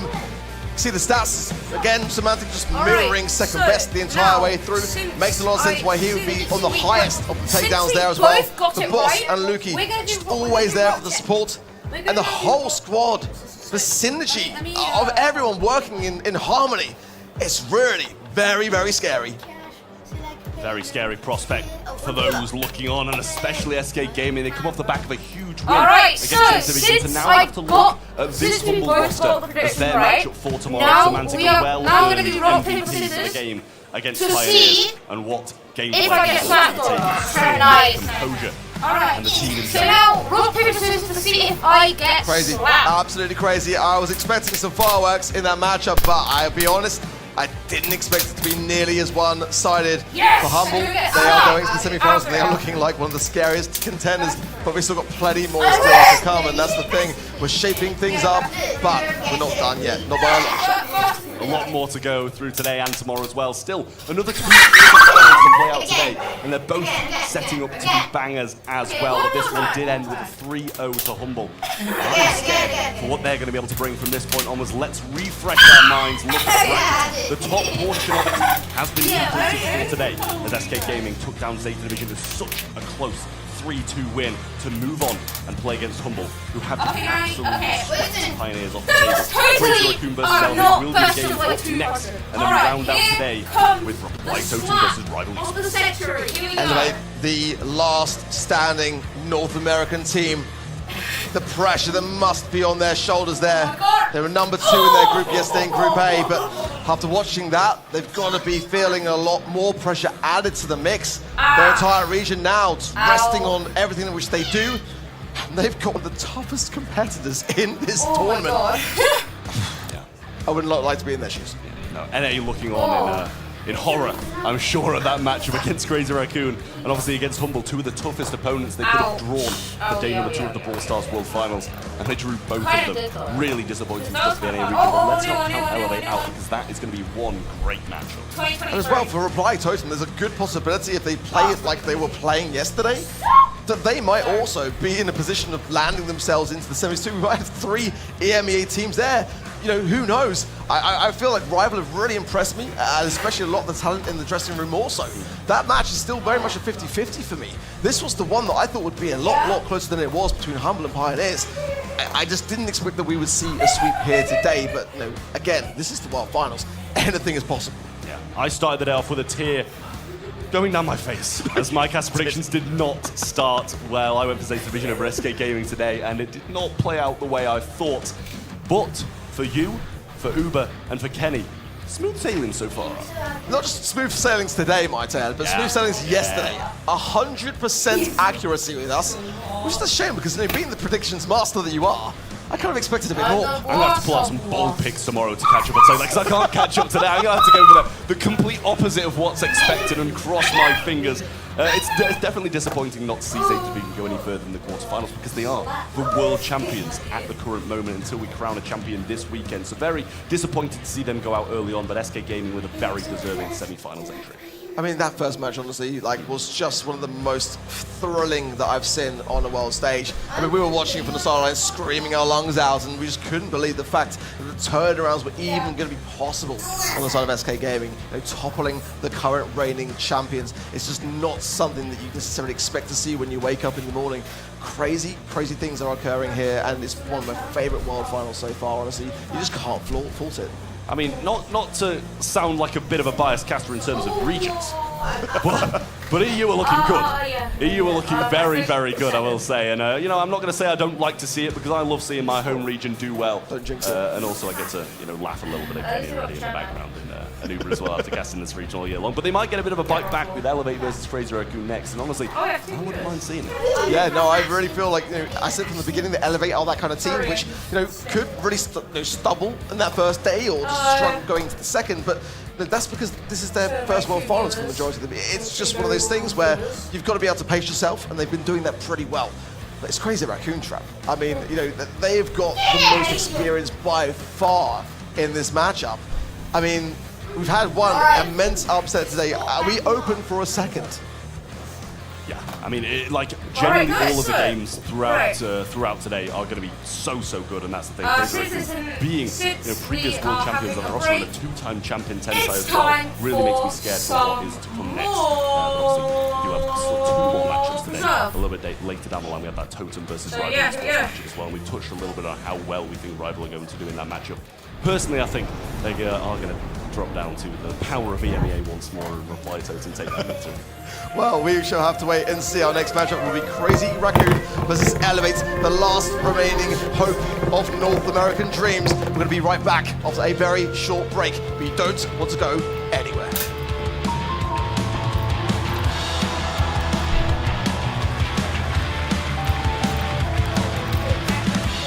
The 2024 BRAWL STARS World Finals are brought to you by ESL, Monster Energy, and DHL.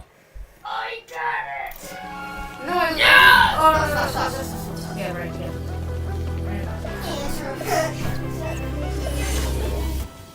Alright,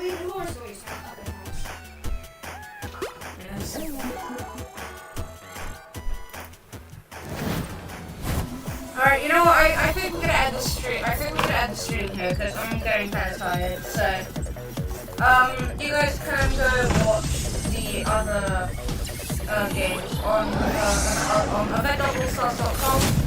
But for now, but for now, bye.